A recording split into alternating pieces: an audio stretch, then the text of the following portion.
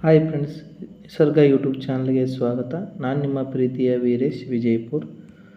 ಇವತ್ತಿನ class ಯಾವುದಂದಾಗ village account ಸಂಬಂಧಪಟ್ಟ ಕೆಲವೊಂದಿಷ್ಟು ಜಿಯೋಗ್ರಫಿ ಕ್ವಶನ್ಗಳನ್ನು ನೋಡ್ತಾ ಹೋಗೋಣ ಸ್ನೇಹಿತರೆ. ಕರ್ನಾಟಕ ಜಿಯೋಗ್ರಫಿ ರಿಲೇಟೆಡ್ ನೋಡಿ. ಮೊದಲನೇದಾಗಿ ಏನು ಕೇಳೋಣ ಅಂತಂದಾಗ ಹೊಂದಿಸಿ ಬರೆಯಿರಿ. ಒಂದು ಕಡೆ ಲೋಹಗಳು ಕೊಟ್ಟಣ, ಒಂದು ಕಡೆ ಗಣಿಗಳು ಕೊಟ್ಟಣ ಸ್ನೇಹಿತರೆ. ತಾಮ್ರದ ಗಣಿ, ತಾಮ್ರಕ್ಕೆ ಪ್ರಸಿದ್ಧಿಯಾದ ಗಣಿ ಯಾವುದಕ್ಕೆ ಕೇಳೋಣ ಸ್ನೇಹಿತರೆ. ನೋಡಿ ಯಾವುದಂದಾಗ ಕೇತ್ರಿ. ಈ ಕೇತ್ರಿಯಲ್ಲಿ ಕಂಡುಬರ್ತಂದಾಗ ರಾಜಸ್ಥಾನದಲ್ಲಿ ಕಂಡುಬರುತ್ತೆ ನೋಡಿ ಸ್ನೇಹಿತರೆ. ಇಲ್ಲಿ ರಾಜಸ್ಥಾನದಲ್ಲಿ ಕಂಡುಬರುತ್ತೆ ಯಾವುದು ಕೇತ್ರಿ ಎಂಬುದು. ಇದೇನಪ್ಪ, ಯಾವುದಕ್ಕೆ ಪ್ರಸಿದ್ಧಿಯಾಗಿದೆ, ಯಾವ ಲೋಹಕ್ಕೆ ಪ್ರಸಿದ್ಧಿಯಾಗಿದೆ ಅಂದಾಗ ತಾಮ್ರಕ್ಕೆ ಪ್ರಸಿದ್ಧಿಯನ್ನು ಪಡೆದುಕೊಂಡಿದೆ ನೋಡಿ ಸ್ನೇಹಿತರೆ. ನೆಕ್ಸ್ಟ್ ನೋಡಿ ಕಬ್ಬಿಣ. ಈ ಕಬ್ಬಿಣಕ್ಕೆ ಪ್ರಸಿದ್ಧಿಯಾಗಿದೆ ನಿಮ್ಗೆ ಗೊತ್ತೇ ಇರುತ್ತೆ ಸ್ನೇಹಿತರೆ, ಕರ್ನಾಟಕದ ಕುದುರೆಮುಖ. ಕಬ್ಬಿಣ ಇದರಿಗೆ ಪ್ರಸಿದ್ಧಿಯಾದ ಒಂದು ಗಣಿ ಯಾವ್ದಂದಾಗ ಕುದುರೆಮುಖ. ಈ ಕುದುರೆಮುಖ ಯಾವ ಜಿಲ್ಲೆಯಲ್ಲಿ ಕಂಡುಬರ್ತದೆ? ಚಿಕ್ಕಮಗಳೂರು ಜಿಲ್ಲೆಯಲ್ಲಿ ಕಂಡುಬರ್ತದೆ ಸ್ನೇಹಿತರೆ. Next manganese. ಇದು ಮ್ಯಾಂಗನೀಸ್ಗೆ ಅತಿ ಹೆಚ್ಚು ಪ್ರಸಿದ್ಧಿಯಾದ ಸ್ಥಳ ಯಾವುದಕ್ಕೆ ಕೇಳಿದಾಗ ಬಾಲ್ಘಾಟ್ ಸ್ನೇಹಿತರೆ. ಬಾಲ್ಘಾಟ್ ಅಥವಾ ಇದು ಎಲ್ಲಿ ಕಂಡುಬರ್ತದೆ? ಮಧ್ಯಪ್ರದೇಶದಲ್ಲಿ ಕಂಡುಬರ್ತದೆ ಸ್ನೇಹಿತರೆ. ಮಧ್ಯಪ್ರದೇಶದಲ್ಲಿ ಕಂಡುಬರುತ್ತೆ ಯಾವುದು? ಬಾಲ್ಘಾಟ್. ಇದು ಯಾವ ಲೋಹಕ್ಕೆ ಪ್ರಸಿದ್ಧಿಯಾಗಿದೆ ಕೇಳಿದಾಗ ಈ ಗಣಿ ಬಾಲ್ಘಾಟ್ ಗಣಿ ಯಾವ ಲೋಹಕ್ಕೆ ಪ್ರಸಿದ್ಧಿಯಾಗಿದೆ? ಮ್ಯಾಂಗನೀಸ್ಗೆ ಪ್ರಸಿದ್ಧಿಯಾಗಿದೆ ಸ್ನೇಹಿತರೆ. ನೆಕ್ಸ್ಟ್ ಅಬ್ರಕ್ಕಿಗೆ ಪ್ರಸಿದ್ಧಿಯಾದ ಗಣಿ ಯಾವುದಂದ್ರೆ ಕೋಡರ್ಮ. ಇದು ಎಲ್ಲಿ ಕಂಡುಬರ್ತದೆ? ಆಂಧ್ರ ಪ್ರದೇಶದಲ್ಲಿ ಕಂಡುಬರುವ ಅಬ್ರಕದ ಅದಿರು ಅಂತೇಳಿ ಗಣಿ ಅಂತ ಹೇಳ್ತೀವಿ ಸ್ನೇಹಿತರೆ. ಎಷ್ಟು ಗೊತ್ತಿರಲಿ. ನೆಕ್ಸ್ಟ್ ನೋಡಿ, ಜಾಸ್ತಿ ಹೊಂದಿಸಿ ಬರೀ ಕ್ವಶನ್ ತೊಗೊಂಡಿದ್ದೀನಿ ಸ್ನೇಹಿತರೆ. ಯಾಕಂತಂದಾಗ ಎಲ್ಲ ವಿಷಯ ಇಲ್ಲೇ ಕವರ್ ಆಗಲಿ ಅಂತೇಳಿ ಹೊಂದಿಸಿ ಬರೆಯೋ ಕ್ವಶನನ್ನು ತೆಗೆದುಕೊಂಡಿರ್ತೀನಿ ನೋಡಿ. ತಲಕಾವೇರಿ ವನ್ಯಜೀವಿಧಾಮ ಆಶ್ರಯಧಾಮ. ನೋಡಿ, ತಲಕಾವೇರಿ ವನ್ಯಜೀವಿಧಾಮ ಇದು ಯಾವ ಜಿಲ್ಲೆಯಲ್ಲಿ ಕಂಡುಬರ್ತದೆ ಕ್ವಶನ್ ಕೇಳೋಣ ಸ್ನೇಹಿತರೆ. ನೋಡಿ, ಕೊಡಗು. ತಲಕಾವೇರಿ ವನ್ಯಜೀವಿಧಾಮ ಕರ್ನಾಟಕದ ಪ್ರಸ್ತುತ ಅತಿ ದೊಡ್ಡ ವನ್ಯಜೀವಿಧಾಮ ಯಾವುದಂತ ಹೇಳಿದವನು ಯಾವ್ದು ಹೇಳ್ತಾರೆ ಸ್ನೇಹಿತರೆ? ತಲಕಾವೇರಿ ವನ್ಯಜೀವಿಧಾಮ ಕರ್ನಾಟಕದ ಅತಿ ದೊಡ್ಡ ವನ್ಯಜೀವಿಧಾಮ. ನೆಕ್ಸ್ಟ್ ಶರಾವತಿ ವನ್ಯಜೀವಿಧಾಮ ಇದೆಲ್ಲಿ ಕಂಡುಬರ್ತದೆ ಅಂದಾಗ ಶಿವಮೊಗ್ಗ ಜಿಲ್ಲೆಯಲ್ಲಿ ಕಂಡುಬರ್ತದೆ ಸ್ನೇಹಿತರೆ. ನೆಕ್ಸ್ಟ್ ಇಂಪಾರ್ಟೆಂಟ್ ರಂಗನತಿಟ್ಟು ವನ್ಯಜೀವಿಧಾಮ ಯಾವ ಜಿಲ್ಲೆಯಲ್ಲಿ? ಮಂಡ್ಯ ಜಿಲ್ಲೆಯಲ್ಲಿ. ಕರ್ನಾಟಕದ ಮೊದಲ ಪಕ್ಷಿಧಾಮ ಮತ್ತು ಕರ್ನಾಟಕದ ಮೊದಲ ರಾಮ್ಸರ್ ತಾಣ ಯಾವುದಂದಾಗ ರಂಗನತಿಟ್ಟು. ನೆಕ್ಸ್ಟ್ ದಾಂಡೇಲಿ ವನ್ಯಜೀವಿಧಾಮ ಇದು ನಿಮ್ಗೆ ಗೊತ್ತಿರುತ್ತೆ ಸ್ನೇಹಿತರೆ. ಎಲ್ಲಿ ತಂದಾಗ ಉತ್ತರ ಕನ್ನಡ ಜಿಲ್ಲೆ. ಉತ್ತರ ಕನ್ನಡ ಜಿಲ್ಲೆಯನ್ನು ಏನಂತ ಕರಿತೀವಿ ಕೇಳಿದಾಗ ಜಲಪಾತಗಳ ಜಿಲ್ಲೆ ಅಂತ ಕರಿತೀವಿ. ಯಾವುದನ್ನು? ಉತ್ತರ ಕನ್ನಡ ಜಿಲ್ಲೆಯನ್ನು. ಇದು ದಾಂಡೇಲಿ ಎಲ್ಲಿ ಕಂಡುಬರುತ್ತೆ ಅಂದಾಗ ಉತ್ತರ ಕನ್ನಡ ಜಿಲ್ಲೆಯಲ್ಲಿ ಕಂಡುಬರುತ್ತೆ ಸ್ನೇಹಿತರೆ. ನೆಕ್ಸ್ಟ್ ನೋಡಿ ಸ್ನೇಹಿತರೆ, ಇದು ಏನಪ್ಪ ಅಂತಂದಾಗ ಒಂದು ಕಡೆಗೆ ಬಂದರುಗಳನ್ನು ಕೊಟ್ಟಣ, ಇನ್ನೊಂದು ಕಡೆಗೆ ಅದು ಯಾವುದಕ್ಕೆ ಪ್ರಸಿದ್ಧಿಯಾಗಿದೆ ಅಂತ ಕೊಟ್ಟಣ ಸ್ನೇಹಿತರೆ. ನೋಡಿ, ಮುಂಬೈ ಬಂದರು ಯಾವುದಕ್ಕೆ ಪ್ರಸಿದ್ಧಿಯಾಗಿದೆ ಅಂತ ಕೇಳಿದಾಗ ನೋಡಿ ಸ್ನೇಹಿತರೆ, ಇಲ್ಲಿ ಸೈಡಿಗೆ ಏನು ಕೊಟ್ಟಂತ ಒಬ್ಬರ ಹಿಡಿತ ಬಂದರು, ಸ್ವಾಭಾವಿಕ ಬಂದರು, ನದಿಯ ಬಂದರು, ಆಳವಾದ ಬಂದರು ಅಂತ ಕೊಟ್ಟಣ ಸ್ನೇಹಿತರೆ. ಇಲ್ಲಿ ಆನ್ಸರ್ ಯಾವುದಂತಂದ್ರೆ ಸ್ವಾಭಾವಿಕ ಬಂದರು ಆಗುತ್ತೆ ಸ್ನೇಹಿತರೆ. ಯಾವುದು? ಸ್ವಾಭಾವಿಕ ಬಂದರು. ನೆಕ್ಸ್ಟ್ ಕೋಲ್ಕತ್ತಾ ಬಂದರು ಅಂದರೆ ನದಿಯ ತೀರದಲ್ಲಿರುವ ಒಂದು ಬಂದರು ನೋಡಿ ಸ್ನೇಹಿತರೆ. ಕೋಲ್ಕತ್ತಾ ಬಂದರಲ್ಲಿ ಕಂಡುಬರ್ತದೆ ನದಿಯ ತೀರದ. ಯಾವ ನದಿ ಅಂದರೆ ಹುಗ್ಲಿ ನದಿಯ ತೀರದಲ್ಲಿ ಕಂಡುಬರುವ ಒಂದು ಬಂದರು ಯಾವುದು? ಕೋಲ್ಕತ್ತಾ ಬಂದರು. ಮುಂಬೈ ಅಂತ ಕರಿತೀವಿ, ಸ್ವಾಭಾವಿಕ ಬಂದರು. ವಿಶಾಖಪಟ್ಟಣಂ ಇದು ಆಳವಾದ ಬಂದರು. ವಿಶಾಖಪಟ್ಟಣಂ ಏನಂತಂದಾಗ ಆಳವಾದ ಬಂದರು. ಕಾಂಡ್ಲಾ ಬಂದರನ್ನು ಏನಂತ ಕರಿತೀವಿ ಅಂತ ಕೇಳಿದಾಗ ಇಂಪಾರ್ಟೆಂಟ್ ಸ್ನೇಹಿತರೆ, ಉಬ್ಬರ ಹಿಡಿತ ಬಂದರು. ಈ ಕಾಂಡ್ಲಾ ಬಂದರು ಎಲ್ಲಿ ಕಂಡುಬರ್ತದೆ? GT ಒಳಕಂತ ಗುಜರಾತ್ನಲ್ಲಿ ಕಂಡುಬರ್ತದೆ ನೋಡಿ ಸ್ನೇಹಿತರೆ. ಯಾವುದು? ಕಾಂಡ್ಲಾ ಬಂದರು. ಇದು ಕೋಲ್ಕತ್ತಾದ ಪಶ್ಚಿಮ ಬಂಗಾಳದಲ್ಲಿ ಕಂಡುಬರುತ್ತೆ. ವಿಶಾಖಪಟ್ಟಣಂ ಪ್ರಸ್ತುತ ಆಂಧ್ರ ಪ್ರದೇಶದ ರಾಜಧಾನಿ ಯಾವುದು ಕೇಳಿದಾಗ ವಿಶಾಖಪಟ್ಟಣಂ ನೋಡಿ ಸ್ನೇಹಿತರೆ. ಹೌದಾ? ಇಷ್ಟು ಗೊತ್ತಿರಲಿ. ನೆಕ್ಸ್ಟ್ ನೋಡಿ, ಭಾರತ, ಸ್ವಿಟ್ಜರ್ಲ್ಯಾಂಡ್, ಸೈಬೇರಿಯಾ, ಚಿಲಿ ಅಂತ ಕೊಟ್ಟಣ ಸ್ನೇಹಿತರೆ. ಇಲ್ಲಿ ಕಂಡುಬರುವ ಪ್ರಮುಖ ಪರ್ವತಗಳು ಯಾವ ದೇಶದಲ್ಲಿ ಯಾವ ಪರ್ವತಗಳು ಕಂಡುಬರ್ತದೆ ಕ್ವಶನ್ ಕೇಳೋಣ ಸ್ನೇಹಿತರೆ. ಹೊಂದಿಸಿ ಬರೆಯಿರಿ. ಭಾರತದಲ್ಲಿ ಕಂಡುಬರುವ ಪ್ರಸಿದ್ಧ ಗಿರಿಧಾಮಗಳು ಯಾವತ್ತು ಕೇಳಿದಾಗ ಅಥವಾ ಬೆಟ್ಟಗಳು ಯಾವತ್ತಂದ್ರೆ ಅರಾವಳಿ ಬೆಟ್ಟಗಳು. ಭಾರತ ಅತ್ಯಂತ ಹಳೆಯದಾದ ಮಡಿಕೆ ಪರ್ವತಗಳನ್ನು ಕರಿತೀವಿ ಸ್ನೇಹಿತರೆ. ಯಾವುದು? ಅರಾವಳಿ ಬೆಟ್ಟಗಳು. ನೆಕ್ಸ್ಟ್ ಸ್ವಿಟ್ಜರ್ಲ್ಯಾಂಡ್ನಲ್ಲಿ ಕಂಡುಬರುವ ಪ್ರಮುಖ ಏನಪ್ಪ ಅಂತಂದಾಗ ಬೆಟ್ಟಗಳು ಯಾವತ್ತು ಕೇಳಿದಾಗ ಆಲ್ಪ್ಸ್ ಬೆಟ್ಟಗಳಂತ ಹೇಳ್ತೀವಿ ಸ್ನೇಹಿತರೆ. ಯಾವುದು? ಆಲ್ಪ್ಸ್ ಬೆಟ್ಟಗಳನ್ನು ಎಲ್ಲಿ ಕಂಡುಬರ್ತವೆ ಅಂದರೆ ಸ್ವಿಟ್ಜರ್ಲ್ಯಾಂಡ್ನಲ್ಲಿ ಕಂಡುಬರ್ತವೆ. ನೆಕ್ಸ್ಟ್ ಸೈಬೇರಿಯಾದಲ್ಲಿ ಯಾವ ಪರ್ವತ ಕಂಡುಬರ್ತದೆ? ಆಲ್ಡೆ ಏನಪ್ಪ ಅಂತಂದಾಗ ಪರ್ವತಗಳು ಕಂಡುಬರ್ತವೆ. ನೆಕ್ಸ್ಟ್ ಚಿಲಿ ದೇಶದಲ್ಲಿ ಕಂಡುಬರುವ ಪ್ರಮುಖ ಪರ್ವತ ಯಾವುದು ಕೇಳಿದಾಗ ಆ್ಯಂಡೀಸ್. ಜಗತ್ತಿನ ಅತ್ಯಂತ ಉದ್ದವಾದ ಪರ್ವತ ಶ್ರೇಣಿ ಯಾವುದಂದರೆ ಆ್ಯಂಡೀಸ್ ಪರ್ವತ ಶ್ರೇಣಿ. ಇದು ಯಾವ ಖಂಡದಲ್ಲಿ ಕಂಡುಬರ್ತದೆ? ದಕ್ಷಿಣ ಅಮೇರಿಕ ಖಂಡದಲ್ಲಿ ಕಂಡುಬರ್ತದೆ ಸ್ನೇಹಿತರೆ. ದಕ್ಷಿಣ ಅಮೇರಿಕ ಖಂಡದಲ್ಲಿ ಕಂಡುಬರುತ್ತೆ ಯಾವುದು? ಆ್ಯಂಡೀಸ್ ಪರ್ವತ ಶ್ರೇಣಿ. ಇದು ಚಿಲಿ ದೇಶದ ಮೂಲಕ ಹರಡಿಕೊಂಡದ್ದು. ಅದಕ್ಕಾಗಿ ಹೊಂದಿಸಿ ಬರೆಯಲು ಕೊಟ್ಟಣ. ಈ ಭಾರತ ಅತ್ಯಂತ ಹಳೆಯದಾದ ಮಡಿಕೆ ಪರ್ವತಗಳು ಯಾವುದಂದ್ರೆ ಅರಾವಳಿ ಬೆಟ್ಟಗಳಲ್ಲಿ ಇಲ್ಲಿ ಅತ್ಯಂತ ಎತ್ತರವಾದ ಶಿಖರ ಯಾವುದಂದ್ರೆ ಗುರು ಶಿಖರ. ಗುರು ಶಿಖರ. ಅಲ್ಲಿ ಅರಾವಳಿ ಬೆಟ್ಟಗಳಲ್ಲಿ ಅತ್ಯಂತ ಎತ್ತರವಾದ ಶಿಖರ ಯಾವುದು? ಗುರು ಶಿಖರ. ಇಲ್ಲಿ 2 ಗಿರಿಧಾಮಗಳು ಕಂಡುಬರ್ತದೆ ಸ್ನೇಹಿತರೆ ಅರಾವಳಿ ಬೆಟ್ಟಗಳಲ್ಲಿ. ಯಾವತ್ತಂದರೆ ಒಂದು ಪ್ರಸಿದ್ಧ ಗಿರಿಧಾಮ ಕಂಡುಬರ್ತದೆ ಮೌಂಟ್ ಅಬು ಗಿರಿಧಾಮ. ಮೌಂಟ್ ಅಬು ಗಿರಿಧಾಮ ಯಾವ ಬೆಟ್ಟ ಶ್ರೇಣಿಯಲ್ಲಿ ಕಂಡುಬರ್ತದೆ? ಕ್ವಶನ್ ಕೇಳ್ತಾನೆ ಸ್ನೇಹಿತರೆ. ಅರಾವಳಿ ಬೆಟ್ಟ ಶ್ರೇಣಿಯಲ್ಲಿ ಏನಪ್ಪ ಅಂತಂದಾಗ ಈ ಗುರು ಶಿಖರ ಕಂಡುಬರ್ತೈತಿ. ನೆಕ್ಸ್ಟ್ ನೋಡಿ ಇಂಪಾರ್ಟೆಂಟ್ ಸ್ನೇಹಿತರೆ, ಅಣೆಕಟ್ಟುಗಳನ್ನು ಕೊಟ್ಟಾಣ. ಈ ಸೈಡ್ ರಾಜ್ಯಗಳನ್ನು ಕೊಟ್ಟಾಣ ನೋಡಿ. ಹಿರಾಕುಡ್ ಅಣೆಕಟ್ಟು ಯಾವ ರಾಜ್ಯದಲ್ಲಿ ಕಂಡುಬರ್ತದೆ ಕೇಳಿದಾಗ ಒರಿಸ್ಸಾ ರಾಜ್ಯದಲ್ಲಿ ಕಂಡುಬರ್ತದೆ ನೋಡಿ. ಹಿರಾಕುಡ್ ಅಣೆಕಟ್ಟು ಯಾವ ನದಿಗೆ ಹತ್ತಿದ? ಮಹಾನದಿಗೆ. ಹಿರಾಕುಡ್ ಅಣೆಕಟ್ಟು ದೇಶದ ಅತ್ಯಂತ ಉದ್ದವಾದ ಅಣೆಕಟ್ಟು. ಹಿರಾಕುಡ್ ಅಣೆಕಟ್ಟು ಯಾವ ನದಿಗೆ ಕೇಳಿದಾಗ ಮಹಾನದಿಗೆ. ಯಾವ ರಾಜ್ಯದಲ್ಲಿ ಕಂಡುಬರ್ತದೆ ಕೇಳಿದಾಗ ಒರಿಸ್ಸಾ ರಾಜ್ಯದಲ್ಲಿ ಕಂಡುಬರ್ತೈತಿ. ನೆಕ್ಸ್ಟ್ ಮೆಟ್ಟೂರು ಜಲಾಶಯ ಇಂಪಾರ್ಟೆಂಟ ಕಾವೇರಿ ನದಿಗೆ ನೋಡಿ ಸ್ನೇಹಿತರೆ. ಮೆಟ್ಟೂರು ಜಲಾಶಯ ಯಾವ ನದಿಗೆ ಕೇಳಿದಾಗ ನೋಡಿ ಸ್ನೇಹಿತರೆ, ಮೆಟ್ಟೂರು ಜಲಾಶಯ ಯಾವ ರಾಜ್ಯದಲ್ಲಿ ಕಂಡುಬರ್ತದೆ? ತಮಿಳುನಾಡಿನಲ್ಲಿ ಕಂಡುಬರ್ತದೆ ನೋಡಿರಿ. ಇದು ಯಾವ ನದಿಗೆ ನಿರ್ಮಿಸಲಾಗಿದೆ? ಮೆಟ್ಟೂರು ಜಲಾಶಯ ಕೇಳಿದಾಗ ಕಾವೇರಿ ನದಿಗೆ ನಿರ್ಮಿಸಲಾಗಿದೆ ನೋಡಿ ಸ್ನೇಹಿತರೆ. ಯಾವುದು? ಮೆಟ್ಟೂರು ಜಲಾಶಯ. ಇದು ಹಿರಾಕುಡ್ ಮಹಾನದಿಗೆ. ನೆಕ್ಸ್ಟ್ ಮಹಾನದಿ ಎಲ್ಲಿ ಹುಟ್ಟುತ್ತದೆ ಗೊತ್ತಿರಬೇಕು ಸ್ನೇಹಿತರೆ. ಮಹಾನದಿ ಹುಟ್ಟುವುದು ಎಲ್ಲಿ ಅಂತಂದರೆ ಛತ್ತೀಸ್ಗಢನಲ್ಲಿ ಹುಟ್ಟುತ್ತೈತಿ. ನೆಕ್ಸ್ಟ್ ನಾರಾಯಣಪುರ ಜಲಾಶಯ. ಇದು ಇಲ್ಲಿ ಯಾವ ರಾಜ್ಯದಲ್ಲಿ ಕಾಣೋದು? ಕರ್ನಾಟಕ ರಾಜ್ಯದಲ್ಲಿ. ಈ ನಾರಾಯಣಪುರ ಜಲಾಶಯ ಇಂಪಾರ್ಟೆಂಟ್ ಸ್ನೇಹಿತರೆ ಯಾವ ಜಿಲ್ಲೆಯಲ್ಲಿ ಕಂಡುಬರ್ತದೆ? ಯಾದಗಿರಿ ಜಿಲ್ಲೆಯಲ್ಲಿ ಕಂಡುಬರ್ತದೆ. ನಾರಾಯಣಪುರ ಜಲಾಶಯ ಯಾವ ಜಿಲ್ಲೆಯಲ್ಲಿ? ಯಾದಗಿರಿ ಜಿಲ್ಲೆಯಲ್ಲಿ ಕಂಡುಬರ್ತೈತಿ. ಇದಕ್ಕೆ ಇನ್ನೊಂದು ಹೆಸರು ಏನಂತಂದರೆ ಬಸವಸಾಗರ ಜಲಾಶಯ ಅಂತ ಕರಿತೀವಿ ಅದನ್ನು. ನಾರಾಯಣಪುರ ಜಲಾಶಯವನ್ನು ಯಾವ ನದಿಗೆ ಅಂತ ಕೇಳಿದಾಗ ಕೃಷ್ಣಾ ನದಿಗೆ. ಯಾವ ಜಿಲ್ಲೆ ಅಂತ ಕೇಳಿದಾಗ ಯಾದಗಿರಿ ಜಿಲ್ಲೆಯಲ್ಲಿ ಕಂಡುಬರ್ತದೆ ನೋಡಿ. ಯಾವುದು? ನಾರಾಯಣಪುರ ಜಲಾಶಯ. ರಾಜ್ಯದ ಕೇಳಿದಾಗ ಕರ್ನಾಟಕ. ನೆಕ್ಸ್ಟ್ ನೋಡಿ ಇಂಪಾರ್ಟೆಂಟ್ ಜಲಪಾತಗಳನ್ನು ಕೊಟ್ಟಾನ. ಒಂದು ಸೈಡ್ ಸ್ಥಳಗಳನ್ನು ಕೊಟ್ಟಾನ. ಆ ಜಲಪಾತಗಳು ಯಾವ ಸ್ಥಳದಲ್ಲಿ ಕಂಡುಬರ್ತದೆ? ಕ್ವಶನ್ ಕೊಟ್ಟಾನ ಸ್ನೇಹಿತರೆ. ಈ ಜೋಗ ಜಲಪಾತ ಇಂಪಾರ್ಟೆಂಟ, ನಿಮ್ಗೆ ಗೊತ್ತಿರ್ತೈತಿ ಜೋಗ ಜಲಪಾತ. ಈ ಜಲಪಾತ ಯಾವ ನದಿಗೆ ತಂದಾಗ ಶರಾವತಿ ನದಿಗೆ ಏನಪ್ಪ ಅಂತಂದಾಗ ಜೋಗ ಜಲಪಾತ ನಿರ್ಮಿಸಲ್ಪಟ್ಟಿಲ್ಲ. ಇದು ಯಾವ ಡಿಸ್ಟಿಕ್ನಲ್ಲಿ ಕಂಡುಬರ್ತದೆ ಕೇಳಿದಾಗ ಶಿವಮೊಗ್ಗ ಜಿಲ್ಲೆಯ ಸಾಗರ ತಾಲೂಕಿನಲ್ಲಿ ಕಂಡುಬರ್ತೈತಿ. ಹಬ್ಬೆ ಜಲಪಾತ ಇದು ಎಲ್ಲಿ ಕಂಡುಬರ್ತದೆ? ಮಡಿಕೇರಿಯಲ್ಲಿ ಕಂಡುಬರ್ತದೆ. ಹಬ್ಬೆ ಜಲಪಾತ ಮಡಿಕೇರಿಯಲ್ಲಿ ಕಂಡುಬಂದ್ರೆ ಜೋಗ ಜಲಪಾತ ಶಿವಮೊಗ್ಗದಲ್ಲಿ ಕಂಡುಬರ್ತೈತಿ. ಇದೆಷ್ಟು ಮೀಟ್ರ್ ಹೈಟ್ ಜೋಗ ಜಲಪಾತ ಕೇಳಿದಾಗ 253 ಮೀಟ್ರ್ ಹೈಟ್ ಐತೆ ನೋಡಿರಿ ಸ್ನೇಹಿತರೆ. ನೆಕ್ಸ್ಟ್ ಕಾಳಹಸ್ತಿ ಜಲಪಾತ ಕಂಡ್ರೆ ಕೆಮ್ಮನಗುಂಡಿಯಲ್ಲಿ ಕಂಡುಬರುತ್ತೆ. ಚಿಕ್ಕಮಗಳೂರು ಜಿಲ್ಲೆಯ ಕೆಮ್ಮನಗುಂಡಿಯಲ್ಲಿ ಕಂಡುಬರುತ್ತೆ ನೋಡಿರಿ. ಯಾವುದು?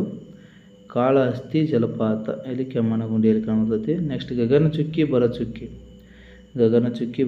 ನಿಮ್ಗೆ ಗೊತ್ತಿರೋ ಸ್ನೇಹಿತರೆ ಕಾವೇರಿ ನದಿಗೆ ಮಂಡ್ಯ ಜಿಲ್ಲೆಯಲ್ಲಿ ಕಂಡುಬರ್ತದೆ. ಯಾವುದು? ಗಗನಚುಕ್ಕಿ ಮತ್ತು ಬರಚುಕ್ಕಿ. ನೆಕ್ಸ್ಟ್ ನೋಡಿ ಇಲ್ಲಿ ಅದಿರುಗಳು ಒಂದು ಸೈಡ್ ಅದಿರುಗಳನ್ನು ಒಂದು ಸೈಡ್ ಲೋಹಗಳನ್ನು ಕೊಟ್ಟೋಣ. ಯಾವ ಅದಿರು ಯಾವ ಲೋಹಕ್ಕೆ ಸಂಬಂಧಪಟ್ಟದ್ದು ಕೇಳ್ತಾನೆ ಕ್ವಶನ್ ಕೇಳ್ತಾನೆ ಸ್ನೇಹಿತರೆ. ಲಿಗ್ನೈಟ್ ಈ ಯಾವ ಲೋಹದ ಅದಿರು ಅಂತ ಕೇಳಿದಾಗ ಇದು ಕಲ್ಲಿದ್ದಲಿನ ಒಂದು ಅದಿರು ನೋಡಿ ಸ್ನೇಹಿತರೆ. ಯಾವುದು? ಲಿಗ್ನೈಟ್ ಯಾವುದರ ಅದಿರು? ಇದು ಕಲ್ಲಿದ್ದಲಿನ ಅದಿರು. ನೆಕ್ಸ್ಟ್ ಬಾಕ್ಸೈಟ್ ನಿಮ್ಗೆ ಗೊತ್ತೇ ಇರುತ್ತೆ ಸ್ನೇಹಿತರೆ. ಯಾವ ಲೋಹದ ಅದಿರು? ಅಲ್ಯೂಮಿನಿಯಂ ಲೋಹದ ಅದಿರು. ಹೆಮಟೈಟ್ ಇದು ಕಬ್ಬಿಣದ ಅದಿರು. ಪೈರೈಟ್ ಅಂತ ಕೇಳಿದಾಗ ತಾಮ್ರದ ಅದಿರು ನೋಡಿ. ಇಂಪಾರ್ಟೆಂಟ ಲಿಗ್ನೈಟ್ ಅಂದಾಗ ಕಲ್ಲಿದ್ದಲು, ಬಾಕ್ಸೈಟ್ ಅಂದಾಗ ಅಲ್ಯೂಮಿನಿಯಂ, ಹೆಮಟೈಟ್ ಅಂದಾಗ ಕಬ್ಬಿಣ, ಪೈರೈಟ್ ಅಂತ ಕೇಳಿದಾಗ ತಾಮ್ರ. ನೆಕ್ಸ್ಟ್ ನೋಡಿ ಕಾಜಿರಂಗ, ರಣತಂಬೂರು, ಗಿರ್, ಪೆರಿಯಾರ್. ಈ ಒಂದು ಸೈಡ್ ಏನು ಕೊಟ್ಟ ಅಂತಂದಾಗ ರಾಷ್ಟ್ರೀಯ ಉದ್ಯಾನವನ ಕೊಟ್ಟನ. ಅವು ಯಾವ ಪ್ರಾಣಿಗೆ ಪ್ರಸಿದ್ಧಿಯಾಗಿವೆ ಅಂತೇಳಿ ಕ್ವಶನನ್ನು ಕೇಳೋಣ ಸ್ನೇಹಿತರೆ. ಕಾಜಿರಂಗ ಯಾವುದಕ್ಕೆ ಪ್ರಸಿದ್ಧಿಯಾಗಿರ್ತಂದ್ರೆ ಖಡ್ಗಮೃಗಕ್ಕೆ ಪ್ರಸಿದ್ಧಿಯಾಗ್ಯದ ಸ್ನೇಹಿತರೆ. ಯಾವ ರಾಜ್ಯದಲ್ಲಿ ಕಂಡುಬರ್ತಂದ್ರೆ ಅಸ್ಸಾಂ ರಾಜ್ಯದಲ್ಲಿ ಕಂಡುಬರ್ತದೆ ನೋಡ್ರಿ. ಯಾವ ರಾಜ್ಯದಲ್ಲಿ? ಅಸ್ಸಾಂ ರಾಜ್ಯದಲ್ಲಿ ಕಾಜಿರಂಗ ರಾಷ್ಟ್ರೀಯ ಉದ್ಯಾನವನ ಕಂಡುಬರ್ತದೆ. ನೆಕ್ಸ್ಟ್ ರಣತಂಬೂರು ರಾಷ್ಟ್ರೀಯ ಉದ್ಯಾನವನ ಯಾವುದಕ್ಕೆ ಪ್ರಸಿದ್ಧಿಯಾಗತ್ತಂದ್ರೆ ಹುಲಿಗೆ ಪ್ರಸಿದ್ಧಿಯನ್ನು ಪಡೆದುಕೊಂಡ. ಅದಕ್ಕೆ ಹುಲಿಗೆ ಪ್ರಸಿದ್ಧಿಯನ್ನು ಪಡೆದುಕೊಂಡದ ಯಾವ ರಾಜ್ಯದಲ್ಲಿ ಕಂಡುಬರ್ತದೆ ಅಂದಾಗ ರಾಜಸ್ಥಾನದಲ್ಲಿ ಕಂಡುಬರ್ತದೆ ನೋಡ್ರಿ. ಇಲ್ಲಿ ರಾಜಸ್ಥಾನದಲ್ಲಿ ರಣತಂಬೂರು ನ್ಯಾಷನಲ್ ಪಾರ್ಕ್ ಕಂಡುಬರ್ತೈತಿ. Next Gir national park. Gir national park ಯಾವ ಪ್ರಾಣಿಗೆ ಪ್ರಸಿದ್ಧಿಯನ್ನು ಪಡೆದುಕೊಂಡದ? ಸಿಂಹ ನೋಡಿ, ಏಷ್ಯಾಟಿಕ್ ಸಿಂಹಗಳು ಅಂತ ಹೇಳ್ತೀವಿ. ಇದು ಯಾವ ರಾಜ್ಯದಲ್ಲಿ ಕಂಡುಬರ್ತದೆ? ಗಿರ್ ನ್ಯಾಷನಲ್ ಪಾರ್ಕ್ ಅದಕ್ಕೆ ಗುಜರಾತ್ ರಾಜ್ಯದಲ್ಲಿ ಕಂಡುಬರ್ತದೆ ನೋಡಿ ಸ್ನೇಹಿತರೆ. ಯಾವ ರಾಜ್ಯದಲ್ಲಿ? ಗುಜರಾತ್ ರಾಜ್ಯದಲ್ಲಿ. ಪೆರಿಯಾರ್. ಈ ಪೆರಿಯಾರ್ ರಾಷ್ಟ್ರೀಯ ಉದ್ಯಾನವನ ಯಾವ ಪ್ರಾಣಿಗೆ ಪ್ರಸಿದ್ಧಿಯನ್ನು ಪಡೆದುಕೊಂಡದ ಸ್ನೇಹಿತರೆ? ಆನೆಗೆ ಪ್ರಸಿದ್ಧಿಯನ್ನು ಪಡೆದುಕೊಂಡಿದೆ ನೋಡಿ ಸ್ನೇಹಿತರೆ. ಯಾವುದಕ್ಕೆ? ಆನೆಗೆ ಪ್ರಸಿದ್ಧಿಯನ್ನು ಪಡೆದುಕೊಂಡದ. ನೆಕ್ಸ್ಟ್ ಆನೆ ದಿನ ಯಾವಾಗ ಆಚರಣೆ ಮಾಡ್ತೀವಿ ಅಂದ್ರೆ ಆಗಸ್ಟ್ 12. ಆಗಸ್ಟ್ 12 ಏನಕ್ಕೆ ಆಚರಣೆ ಮಾಡ್ತೀವಿ ಅಂತಂದಾಗ ಆನೆ ದಿನ ಅಂತ ಆಚರಣೆ ಮಾಡ್ತೀವಿ. ಆಗಸ್ಟ್ 10 ಸಿಂಹ ದಿನ, ವಿಶ್ವ ಸಿಂಹ ದಿನ ಅಂತ ಆಚರಣೆ ಮಾಡ್ತೀವಿ. ವಿಶ್ವ ಹುಲಿ ದಿನ ಅಂತಂದರೆ ಜುಲೈ 29 ವಿಶ್ವ ಹುಲಿ ದಿನ ಅಂತ ಆಚರಣೆ ಮಾಡ್ತೀವಿ. ಇದು ಆನೆ ಗಣತಿಯಿಂದ 5 ವರ್ಷಗಳಿಗೊಮ್ಮೆ ಆನೆ ಗಣತಿಯನ್ನು ಮಾಡ್ತೀವಿ. ಹುಲಿ ಗಣತಿಯನ್ನು 4 ವರ್ಷಕ್ಕೊಮ್ಮೆ ಮಾಡ್ತೀವಿ ನೋಡಿ ಸ್ನೇಹಿತರೆ. 4 ವರ್ಷಕ್ಕೊಮ್ಮೆ ಹುಲಿ ಗಣತಿಯನ್ನು ಮಾಡ್ತೀವಿ, 5 ವರ್ಷಕ್ಕೊಮ್ಮೆ ಆನೆ ಗಣತಿಯನ್ನು ಮಾಡ್ತೀವಿ. ನೆಕ್ಸ್ಟ್ ಇಂಪಾರ್ಟೆಂಟ್ ಸ್ನೇಹಿತರೆ, ಇಲ್ಲಿ ಕೆಲವೊಂದಿಷ್ಟು ಬುಡಕಟ್ಟು ಜನಾಂಗಗಳನ್ನು ಕೊಟ್ಟಣ. ಒಂದು ಕಡೆ ಯಾವ ಪ್ರದೇಶದಲ್ಲಿ ಕಂಡು ಬರ್ತಾರೆ ಕೊಟ್ಟಣ ಸ್ನೇಹಿತರೆ. ಇಂಪಾರ್ಟೆಂಟ ಆದಿವಾಸಿಗಳು ಎಲ್ಲಿ ಕಂಡುಬರ್ತಾರೆ ಕೇಳ್ತಾನೆ ಸ್ನೇಹಿತರೆ. ಆದಿವಾಸಿ ಬುಡಕಟ್ಟು ಜನಾಂಗ ಯಾವ ರಾಜ್ಯದಲ್ಲಿ ಕಂಡುಬರ್ತದೆ ಕೇಳಿದಾಗ ಮಧ್ಯಪ್ರದೇಶದಲ್ಲಿ ಕಂಡುಬರ್ತದೆ ಸ್ನೇಹಿತರೆ. ಮೊಪ್ಲಾಗಳಲ್ಲಿ ಕಂಡುಬರ್ತದೆ ಕೇರಳದಲ್ಲಿ ಕಂಡುಬರ್ತಾರೆ. ತೋಡಗಳು ನೀಲಗಿರಿ ಬೆಟ್ಟಗಳಲ್ಲಿ ಕಂಡುಬರ್ತಾರೆ. ಹಂಗಾಮಿಗಳು ಅಂತ ಕೇಳಿದಾಗ ಮಣಿಪುರದಲ್ಲಿ ಕಂಡುಬರ್ತಾರೆ ಸ್ನೇಹಿತರೆ. ನೋಡಿರಿ, ಆದಿವಾಸಿಗಳು ಅಂತ ಕೇಳಿದಾಗ ಮಧ್ಯಪ್ರದೇಶದಲ್ಲಿ ಕಂಡುಬರ್ತಾರೆ. ಮೊಪ್ಲಾ ಬುಡಕಟ್ಟುಗಳು ಕೇಳಿದಾಗ ಕೇರಳದಲ್ಲಿ ಕಂಡುಬರ್ತಾರೆ ಸ್ನೇಹಿತರೆ. ತೋಡ ಅಂತ ಕೇಳಿದಾಗ ನೀಲಗಿರಿ ಬೆಟ್ಟಗಳಲ್ಲಿ ಕಂಡುಬರ್ತಾರೆ. ಹಂಗಾಮಿ ಬುಡಕಟ್ಟುಗಳು ಕೇಳಿದಾಗ ಮಣಿಪುರ ರಾಜ್ಯದಲ್ಲಿ ಕಂಡುಬರ್ತಾರೆ ಸ್ನೇಹಿತರೆ. ನೆಕ್ಸ್ಟ್ ನೋಡಿ, ನಾಗಾರ್ಜುನ ಸಾಗರ ಜಲಾಶಯ. ನಾಗಾರ್ಜುನ ಸಾಗರ ಜಲಾಶಯ ಯಾವ ನದಿಗೆ ಅಂತ ಕೇಳಿದಾಗ ಇಂಪಾರ್ಟೆಂಟ್ ಸ್ನೇಹಿತರೆ, ಇದು ಕೃಷ್ಣಾ ನದಿಗೆ. ಯಾವುದು? ನಾಗಾರ್ಜುನ ಸಾಗರ ಜಲಾಶಯ ಆಂಧ್ರ ಪ್ರದೇಶದಲ್ಲಿ ಕಂಡುಬರ್ತೈತಿ. ಯಾವ ನದಿಗೆ ಅಂತ ಕೇಳಿದಾಗ ಕೃಷ್ಣಾ ನದಿಗೆ. ನೆಕ್ಸ್ಟ್ ಪೊಚ್ಚಂಪಾಡು, ಇದು ಯಾವ ನದಿಗೆ ನಿರ್ಮಿಸಿದ ಒಂದು ಅಣೆಕಟ್ಟು ಕೇಳಿದಾಗ ಗೋದಾವರಿ ನದಿಗೆ. ಪೋಚಂಪಾಡ್, ಇದು ಗೋದಾವರಿ ನದಿಗೆ ನಿರ್ಮಿಸಿದ ಒಂದು ಅಣೆಕಟ್ಟು. ನೆಕ್ಸ್ಟ್ ಕಾಕ್ರಪಾರ. ಈ ಕಾಕ್ರಪಾರ ಅನ್ನೋದು ಒಂದು ಅಣು ವಿದ್ಯುತ್ ಸ್ಥಾವರ. ಇದು ಯಾವ ರಾಜ್ಯದಲ್ಲಿ ಕಂಡುಬರ್ತದೆ? GTಯಲ್ಲಿ ಕಂಡುಬರ್ತದೆ, ಗುಜರಾತ್ನಲ್ಲಿ ಕಂಡುಬರ್ತದೆ ನೋಡಿ ಸ್ನೇಹಿತರೆ. ಯಾವ ನದಿಯ ತೀರದಲ್ಲಿ ಕಂಡುಬರ್ತದೆ? ತಾಪಿ ನದಿಯ ತೀರದಲ್ಲಿ ಕಂಡುಬರ್ತದೆ.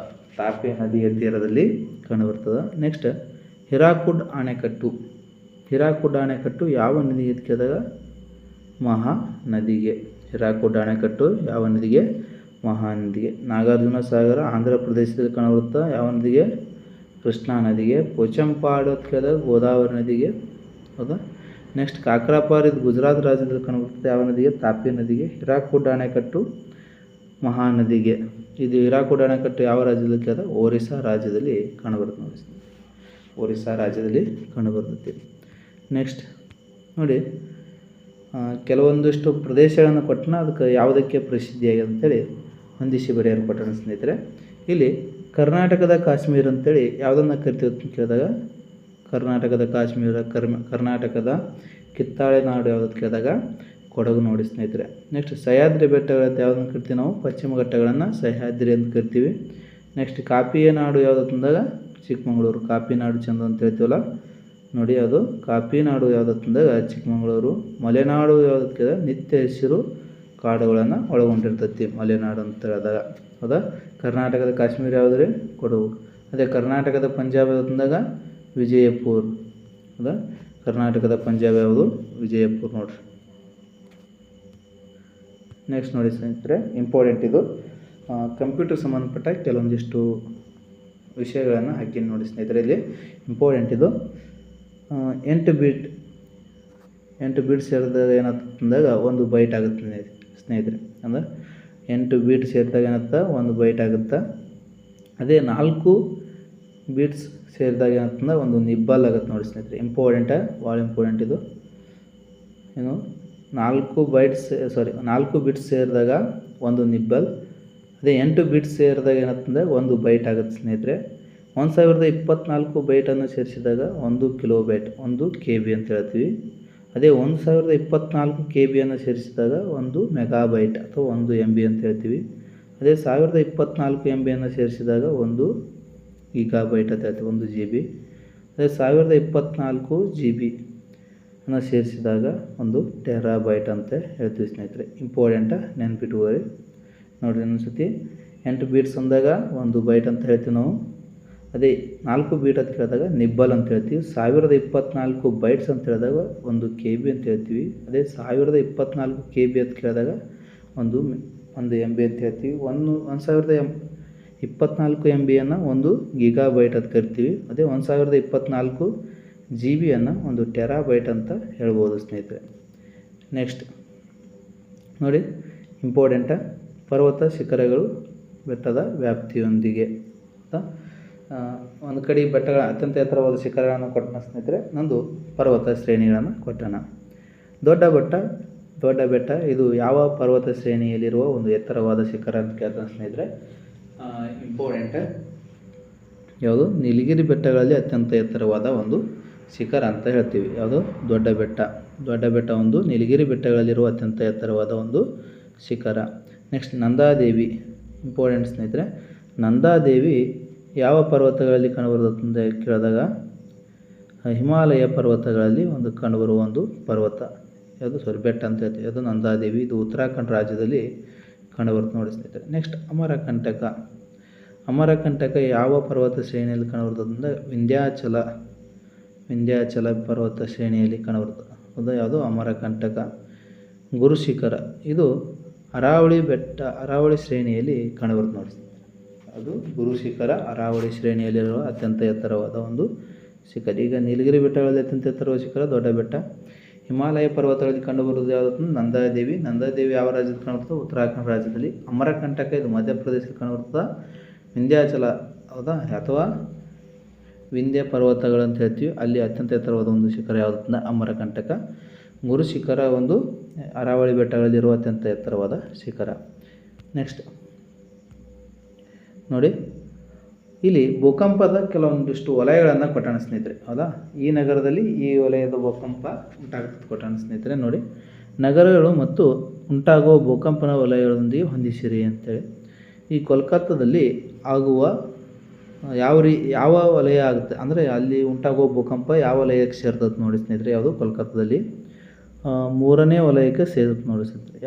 ಯಾವ ವಲಯಕ್ಕೆ? 3ನೇ ವಲಯಕ್ಕೆ ಸೇರುತ್ತೆ. ಯಾವುದು? ಕೋಲ್ಕತ್ತಾದಲ್ಲಿ ಆಗುವ ಒಂದು ಭೂಕಂಪ. ನೆಕ್ಸ್ಟ್ ಗುವಾಹಟಿಯಲ್ಲಿ ಆಗುವ ಭೂಕಂಪ ಯಾವುದಕ್ಕೆ ಸೇರ್ತದೆ ಅಂದರೆ 5ನೇ ವಲಯಕ್ಕೆ ಸೇರ್ತದೆ. ದೆಹಲಿಯಲ್ಲಿ ಆಗುವುದಂತಂದ್ರೆ 4ನೇ ವಲಯಕ್ಕೆ ಸೇರ್ತದೆ ನೋಡಿ ಸ್ನೇಹಿತರೆ. ದೆಹಲಿಯಲ್ಲಿ ಆಗುವ ಭೂಕಂಪ, ಈ ದೆಹಲಿ ಏನು ಕಂಡುಬರ್ತಲ್ಲ, ಇದು ಉಂಟಾಗುವ ಭೂಕಂಪ ಯಾವ ವಲಯಕ್ಕೆ ಸೇರ್ತದೆ ಕೇಳಿದಾಗ 4ನೇ ವಲಯಕ್ಕೆ. ಅದೇ ಗುವಾಹಟಿ ಅಂತ ಕೇಳಿದಾಗ 5ನೇ ವಲಯಕ್ಕೆ. ಕೋಲ್ಕತ್ತಾ 3ನೇ ವಲಯಕ್ಕೆ. ಚೆನ್ನೈ ಯಾವ ವಲಯಕ್ಕೆ ಸಂಬಂಧಪಟ್ಟದ್ದು ಕೇಳಿದಾಗ 2ನೇ ವಲಯಕ್ಕೆ ಸಂಬಂಧಪಟ್ಟದ್ದು ನೋಡಿ ಸ್ನೇಹಿತರೆ. ನೆಕ್ಸ್ಟ್ ನೋಡಿ, ಕೆಲವೊಂದಿಷ್ಟು ಜಲಪಾತಗಳು ಮತ್ತು ನದಿಗಳನ್ನು ಕೊಟ್ಟಿದ್ದಾರೆ ಸ್ನೇಹಿತರೆ. ಇಂಪಾರ್ಟೆಂಟ ಈ ಬರ್ಕನಾ ಜಲಪಾತ ಇಂಪಾರ್ಟೆಂಟ. ಆಲ್ರೆಡಿ ಕ್ವಶನ್ ಆಗಿದೆ ಸ್ನೇಹಿತರೆ. PSI ಕ್ವಶನ್ ಆಗೈತೆ. ಇದು ಮತ್ತೆ ರಿಪೀಟ್ ಆಗೋ ಸಾಧ್ಯತೆ ಜಾಸ್ತಿ ಐತಿ. ಯಾವುದು? ಬರ್ಕನಾ ಜಲಪಾತ ಯಾವ ನದಿಗೆ ಕೇಳಿದಾಗ ಸೀತಾ ನದಿಗೆ. ಯಾವ ಜಿಲ್ಲೆಯಲ್ಲಿ ಅಂತಂದರೆ ಶಿವಮೊಗ್ಗ ಜಿಲ್ಲೆಯಲ್ಲಿ ಕಂಡುಬರುತ್ತೆ. ಯಾವುದು? ಬರ್ಕನಾ ಜಲಪಾತ. ಯಾವುದು? ಯಾವ ನದಿಗೆ? ಸೀತಾ ನದಿಗೆ. ಮಾಗೋಡ್ ಜಲಪಾತ ಬೆಡ್ತಿ ನದಿಗೆ ನೋಡಿ ಸ್ನೇಹಿತರೆ. ಉತ್ತರ ಕನ್ನಡ ಜಿಲ್ಲೆಯಲ್ಲಿ ಕಂಡುಬರ್ತದೆ. ಯಾವುದು? ಮಾಗೋಡ್ ಜಲಪಾತ ಯಾವ ನದಿಗೆ? ಬೆಡ್ತಿ ನದಿಗೆ, ಉತ್ತರ ಕನ್ನಡ ಜಿಲ್ಲೆಯಲ್ಲಿ ಕಂಡುಬರ್ತದೆ. ನೆಕ್ಸ್ಟ್ ಲಾಲ್ಗುಡಿ ಜಲಪಾತ ಯಾವ ನದಿಗೆ ಕೇಳಿದಾಗ ಕಾಳಿ ನದಿಗೆ. ಯಾವ ನದಿಗೆ? ಕಾಳಿ ನದಿಗೆ ಸೃಷ್ಟಿಸಲಾಗಿದೆ ನೋಡಿ. ಯಾವುದು? ಲಾಲ್ಗುಡಿ ಜಲಪಾತ ಕಾಳಿ ನದಿಗೆ. ಯಾವ ಜಿಲ್ಲೆ ಇರುತ್ತಂದ್ರೆ ಉತ್ತರ ಕನ್ನಡ ಜಿಲ್ಲೆಯಲ್ಲಿ ಕಂಡುಬರ್ತದೆ. ನೆಕ್ಸ್ಟ್ ಶಿವಗಂಗಾ ಜಲಪಾತದಿಂದ ಸೊಂಡಾ ನದಿಗೆ ನೋಡ್ರಿ. ಅದು ಸೊಂಡಾ ನದಿಗೆ ಶಿವಗಂಗಾ ಜಲಪಾತ. ನೋಡಿರಿ, ಬರ್ಕನಾ ಜಲಪಾತ ಶೀತಾ ನದಿಗೆ, ಮಾಗೋಡು ಬೆಡ್ತಿ, ಲಾಲ್ಗುಳಿ ಕಾಳಿಗೆ, ಶಿವಗಂಗಾ ಸೊಂಡಾ ನದಿಗೆ. ನೆಕ್ಸ್ಟ್ ನೋಡಿ, ವಿಶ್ವದ ಅತಿ ದೊಡ್ಡ ನದಿ ಯಾವ್ದು ಕೇಳಿದಾಗ ಅಮೆಜಾನ್ ಅಂತ ಹೇಳ್ತೀವಿ. ವಿಶ್ವದ ಅತಿ ದೊಡ್ಡ ದ್ವೀಪ ಗ್ರೀನ್ಲ್ಯಾಂಡ್. ವಿಶ್ವದ ಅತಿ ದೊಡ್ಡ ಭೂಖಂಡ ಯಾವ್ದು ಕೇಳಿದಾಗ ರಷ್ಯಾ. ವಿಶ್ವದ ಅತಿ ದೊಡ್ಡ ಸಾಗರ ಪೆಸಿಫಿಕ್. ನೋಡಿ, ಈ ರೀತಿಯಾಗಿ ಹೊಂದಿಸಿ ಬರೆಯೋರು ಕ್ವಶನ್ ಕೇಳ್ತಾನೆ ಸ್ನೇಹಿತರೆ. ಹಾಗೆ ನನ್ನ ಕ್ಲಾಸ್ ಇಷ್ಟ ಆದರೆ ಸ್ನೇಹಿತರೆ ಸಬ್ಸ್ಕ್ರೈಬ್ ಮಾಡಿ, ಹಾಗೆ ನಿಮ್ಮ ಸ್ನೇಹಿತರಿಗೆ ಶೇರ್ ಮಾಡಿ. ನೆಕ್ಸ್ಟ್ ನೋಡಿ, ನದಿಗಳು ಮತ್ತು ಅವುಗಳಿಗೆ ನಿರ್ಮಿಸಿರುವ ಅಣೆಕಟ್ಟುಗಳು. ಶರಾವತಿ ನದಿಗೆ ನಿರ್ಮಿಸಿರುವ ಅಣೆಕಟ್ಟು. ಇದು ಕರ್ನಾಟಕಕ್ಕೆ ಸಂಬಂಧಪಟ್ಟ ಕೆಲವೊಂದಿಷ್ಟು ನದಿಗಳಿಗೆ ಸಂಬಂಧಪಟ್ಟ ಕೆಲವೊಂದಿಷ್ಟು ವಿಷಯಗಳನ್ನು ತಿಳ್ಕೊಬೇಕು ಸ್ನೇಹಿತರೆ, ಇಂಪಾರ್ಟೆಂಟ್. ಶರಾವತಿ ನದಿಗೆ ನಿರ್ಮಿಸಿರುವ ಅಣೆಕಟ್ಟು ಯಾವುದಂದ್ರೆ ಲಿಂಗನಮಕ್ಕಿ ಅಣೆಕಟ್ಟು. ಕರ್ನಾಟಕದ ಅತಿ ದೊಡ್ಡ ಅಣೆಕಟ್ಟು ಅಂತ ಕರಿತೀವಿ ಅದನ್ನು, ಲಿಂಗನಮಕ್ಕಿ ಅಣೆಕಟ್ಟನ್ನು. ನೆಕ್ಸ್ಟ್ ಕೃಷ್ಣಾ ನದಿಗೆ ಯಾವ ಅಣೆಕಟ್ಟು? ಆಲಮಟ್ಟಿ ಅಣೆಕಟ್ಟು. ನೆಕ್ಸ್ಟ್ ಕಾಳಿ ನದಿಗೆ ಅಣೆಕಟ್ಟು ಯಾವುದು? ಸೋಪಾ ಅಣೆಕಟ್ಟು. ಕರ್ನಾಟಕದ ಅತ್ಯಂತ ಎತ್ತರವಾದ ಅಣೆಕಟ್ಟು ಯಾವುದು? ಸೋಪಾ ಅಣೆಕಟ್ಟು. ಉತ್ತರ ಕನ್ನಡ ಜಿಲ್ಲೆಯಲ್ಲಿ ಕಾಣಬರುತ್ತದೆ. ಲಿಂಗನಮಕ್ಕಿ ಶಿವಮೊಗ್ಗ ಜಿಲ್ಲೆಯಲ್ಲಿ, ಆಲಮಟ್ಟಿ ವಿಜಯಪುರ ಜಿಲ್ಲೆಯಲ್ಲಿ. ಹೌದಾ, ವಿಜಯಪುರ ಜಿಲ್ಲೆಯಲ್ಲಿ ಕಂಡುಬರ್ತದೆ. ನೆಕ್ಸ್ಟ್ ಘಟಪ್ರಭಾ ನದಿಗೆ ಹಿಡಕಲ್ ಡ್ಯಾಮ್. ನೋಡ್ರಿ, ಇದು ಬೆಳಗಾವಿ ಜಿಲ್ಲೆಯಲ್ಲಿ ಕಾಣಬರ್ತದೆ. ಘಟಪ್ರಭಾ ನದಿಗೆ ಹಿಡಕಲ್ ಅಣೆಕಟ್ಟು ಯಾವ ಜಿಲ್ಲೆಯಲ್ಲಿ? ಬೆಳಗಾವಿ ಜಿಲ್ಲೆಯಲ್ಲಿ ಕಾಣಬರ್ತದೆ. ಮೊದಲು ಇನ್ನೊಂದು ಸತಿ ನೋಡ್ರಿ, ಶರಾವತಿ ನದಿಗೆ ಲಿಂಗನಮಕ್ಕಿ ಶಿವಮೊಗ್ಗ ಜಿಲ್ಲೆಯಲ್ಲಿ, ಕೃಷ್ಣಾ ನದಿಗೆ ಆಲಮಟ್ಟಿ ವಿಜಯಪುರ ಜಿಲ್ಲೆಯಲ್ಲಿ, ಕಾಳಿ ನದಿಗೆ ಸೋಪಾ ಅಣೆಕಟ್ಟು. ಕರ್ನಾಟಕದ ಅತ್ಯಂತ ಎತ್ತರವಾದ ಅಣೆಕಟ್ಟು ಸೋಪಾ ಅಣೆಕಟ್ಟು, ಉತ್ತರ ಕನ್ನಡ ಜಿಲ್ಲೆಯಲ್ಲಿ ಕಾಣಬರುತ್ತೆ. ಇದು ಶಿವಮೊಗ್ಗ ಜಿಲ್ಲೆಯಲ್ಲಿ. ಲಿಂಗನಮಕ್ಕಿ ಕರ್ನಾಟಕದ ಅತಿ ದೊಡ್ಡ ಅಣೆಕಟ್ಟು. ಘಟಪ್ರಭಾ ಇದಕ್ಕೆ ಏನಪ್ಪ ಅಂತಂದರೆ ಹಿಡಕಲ್ ಡ್ಯಾಮನ್ನು ನಿರ್ಮಿಸಲಾಗಿದೆ ಅಲ್ಲಿ ಬೆಳಗಾವಿ ಜಿಲ್ಲೆಯಲ್ಲಿ. ರೈತರೇ ನಿರ್ಮಿಸಿರುವ ಒಂದು ಅಣೆಕಟ್ಟು ಯಾವುದಂದ್ರೆ ಹಿಡಕಲ್ ಅಣೆಕಟ್ಟು. ಯಾವ ನದಿಗೆ? ಘಟಪ್ರಭಾ ನದಿಗೆ. ಈ ಘಟಪ್ರಭಾ ನದಿಗೆ ಸೃಷ್ಟಿಯಾದ ಜಲಪಾತ ಯಾವುದಂದ್ರೆ ಗೋಕಾಕ್ ಜಲಪಾತ ಅಂತ ಕರಿತೀವಿ ಸ್ನೇಹಿತರೆ. ಈ ಗೋಕಾಕ್ ಜಲಪಾತ ಕರ್ನಾಟಕದ ನಯಾಗರ ಜಲಪಾತ ಅಂತ ಕರೆಯಲಾಗುತ್ತೆ ನೋಡಿ ಸ್ನೇಹಿತರೆ. ನೆಕ್ಸ್ಟ್ ನೋಡಿ, ಇಂಪಾರ್ಟೆಂಟ್, ಇದು ಮೋಸ್ಟ್ ಇಂಪಾರ್ಟೆಂಟ್ ಸ್ನೇಹಿತರೆ. ಹಲವಾರು ಬಾರಿ ಕ್ವಶನ್ನ ಕೇಳೋಣ ನೋಡಿರಿ. ಅಯನೋಸ್ಫಿಯರ್, ಸ್ಟ್ಯಾಟೋಸ್ಫಿಯರ್, ಟ್ರೋಪೋಸ್ಫಿಯರ್, ಎಕ್ಸೋಸ್ಫಿಯರ್ ಅಂತೇಳಿ. ಅಯನೋಸ್ಫಿಯರ್ ಯಾವುದಕ್ಕೆ ಪ್ರಸಿದ್ಧಿಯನ್ನು ಪಡೆದುಕೊಂಡದ್ದು ಕೇಳಿದಾಗ ರೇಡಿಯೋ ತರಂಗಗಳಿಗೆ ಪ್ರಸಿದ್ಧಿಯನ್ನು ಪಡೆದುಕೊಂಡದ್ದು ನೋಡಿ ಸ್ನೇಹಿತರೆ. ಸ್ಟ್ಯಾಟೋಸ್ಫಿಯರ್ ಇದು ಯಾವುದಕ್ಕೆ ಪ್ರಸಿದ್ಧಿ ಪಡೆದ? ಓಜೋನ್ ಪದರ ಕಂಡುಬರುತ್ತೆ ಅಲ್ಲಿ ಸ್ಟ್ಯಾಟೋಸ್ಫಿಯರ್ನಲ್ಲಿ. ಇವೇನಪ್ಪ ಭೂಮಿಯ ಮೇಲೆ ಇರುವ ಪ್ರಮುಖ ವಲಯಗಳು, ಲೇಯರ್ ಅಂತ ಕರಿತೀವಿ. ಹೌದಾ, ಈ ರೀತಿ ನಿರ್ಮಾಣ ಆಗಿರುತ್ತೆ ಭೂಮಿಯ ಮೇಲ್ಭಾಗದಲ್ಲಿ.